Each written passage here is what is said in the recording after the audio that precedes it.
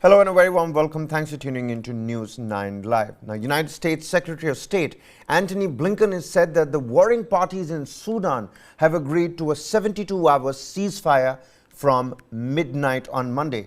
Now, this is at least the third ceasefire to be announced since the violation erupted this month, but none have held so far. Mr. Blinken said an agreement had been reached between the army and the paramilitary rapid support forces, the RSF, after 48 hours of negotiations.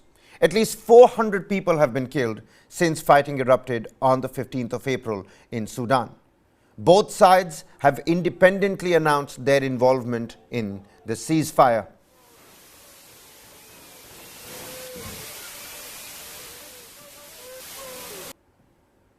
Meanwhile, foreign nations continue to push evacuations of their citizens from chaos-torn Sudan, which the United Nations chief warned is on the edge of the abyss after 10 days of brutal fighting between rival forces. Egyptians fleeing via road, Spanish, French, Dutch, German, the United States, Saudi Arabian military and Indian military at the Sudan port and other points of evacuation as well.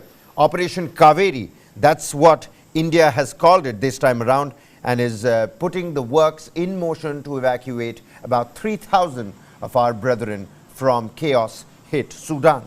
But that's not all. The United States and multiple European, Middle Eastern, African and Asian nations have launched emergency missions to bring safety to their embassy staff and Sudan-based citizens by either road, air or sea. But even as evacuation processes continue to take place, millions of Sudanese are unable to flee battles between the army and the paramilitary troops, clashing again in Khartoum and across the country. The Sudanese people are trying to survive acute shortages of water, food, medicines, and fuel, as well as power and internet blackouts. 427 people. That's the number. At least 427 people have been killed and more than 3,700 have been wounded, according to UN agencies, which reported Sudanese civilians fleeing areas affected by fighting that included Chad, Egypt and South Sudan. Head of the Doctors' Union said that morgues are full, corpses have littered the streets after sites in South Khartoum were heavily shelled. UN Secretary General Antonio Guterres warned that the violence in Sudan, already one of the world's poorest countries with a history of military coups, could engulf the whole region and beyond. He says we must all do everything within our power to pull Sudan back from the edge of the abyss. With a few words on Sudan, where the situation continues to worsen.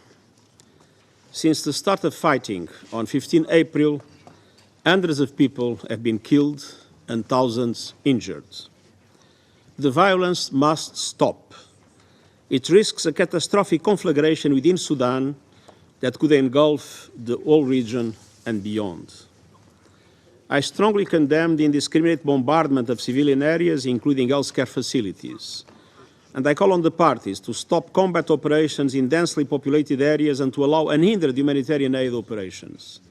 Civilians must be able to access food, water, and other essential supplies and evacuate from combat zones.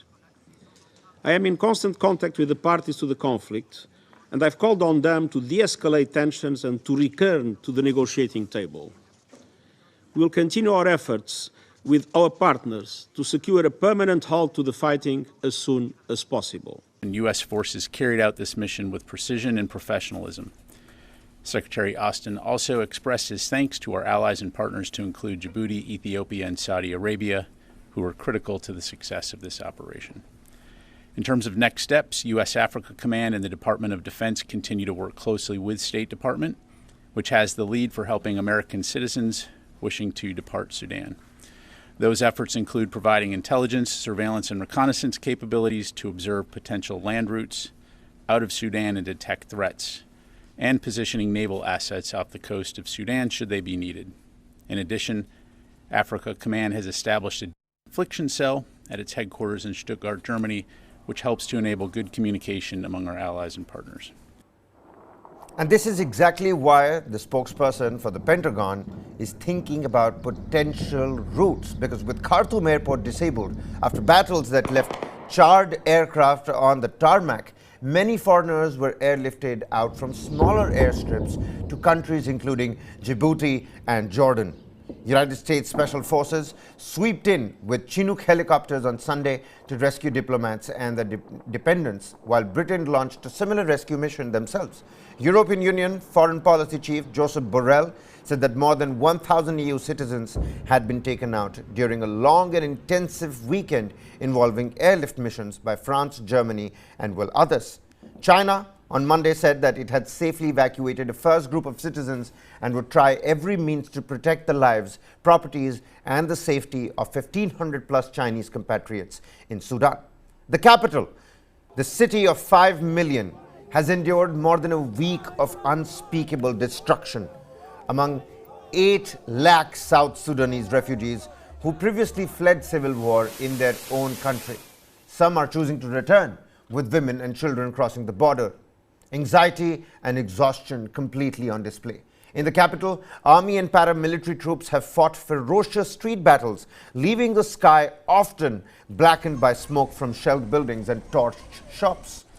The fighting pits forces loyal to Army Chief Abdel Fattah al-Burhan against those of his deputy-turned-rival Mohammed Hamdan Dagalo, who commands the paramilitary Rapid Support Forces.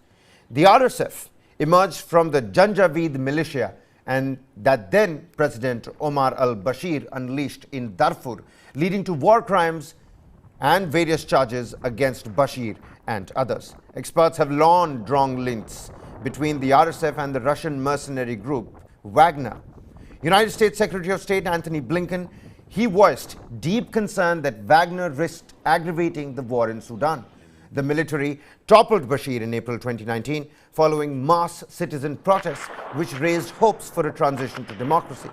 Now the two generals seized power in 2021 coup but later fell out, most recently over the planned integration of the paramilitary RSF into the regular army.